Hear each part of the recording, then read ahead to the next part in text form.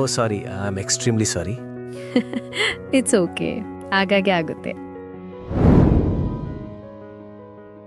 ಕೆಲವರು ನಮ್ಮ ಜೀವನಕ್ಕೆ ಶಬ್ದವಿಲ್ಲದೆ ಬರ್ತಾರೆ ಮತ್ತು ಎಲ್ಲವನ್ನೂ ಬದಲಾಯಿಸ್ತಾರೆ.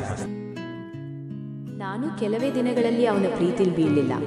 ಸಣ್ಣ ಸಣ್ಣ ಕ್ಷಣಗಳು, ಅವನು ನನಗೆ ಕೇರ್ ಮಾಡಿದ ರೀತಿ ಮತ್ತು ಅವನು ನನ್ನ ಪ್ರೀತಿ ಮಾಡಿದ ರೀತಿ, ನನ್ನಲ್ಲಿಯೂ ಪ್ರೀತಿ ಹುಟ್ಟಿ ನಾನು ಅವನ ಪ್ರೀತಿಲಿ ಬೀಳ್ತಾ ಹೋದೆ. ನನಗೆ ಆ ಆಫರ್ ಬಂದಿದೆ. ಬೇರೆ ಊರಲ್ಲಿ ನನಗೆ ಕೆಲಸ ಸಿಕ್ಕಿದೆ. ಅದು ತುಂಬ ಚೆನ್ನಾಗಿದೆ. ನೀನು ಅದಕ್ಕೆ ಅರ್ಹಳು. ಆರಾಮಾಗಿ ಹೋಗಿ ಬಾ. ಒಂದು ಮಾತು ಕೊಡ್ತೀಯ? ನೀನು ಯಾವಾಗಲೂ ನನ್ನನ್ನು ಮರೆತು ಬಿಡಲ್ಲ ಅಂತ. ನನ್ನನ್ನೇ ನಾನು ಮರೆತ್ಬೋದು, ಆದರೆ ನಿನ್ನನ್ನೆಲ್ಲ ಕಣೆ.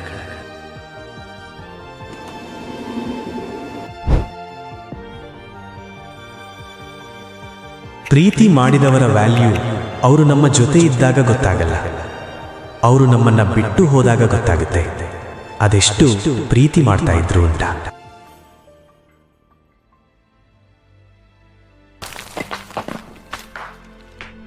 ನೀನಿನ್ನೂ ನಡೆಯುವಾಗ ಗಮನ ಕೊಡ್ತಾ ಇಲ್ಲವೇ?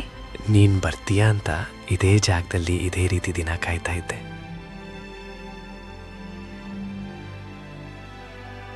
ಪ್ರೀತಿಗೆ ಪರ್ಫೆಕ್ಟ್ ಟೈಮಿಂಗ್ ಮುಖ್ಯವಲ್ಲ, ಒಬ್ಬರನ್ನೊಬ್ಬರು ಅರ್ಥ ಮಾಡಿಕೊಳ್ಳಲು ಎರಡು ಮನಸ್ಸುಗಳು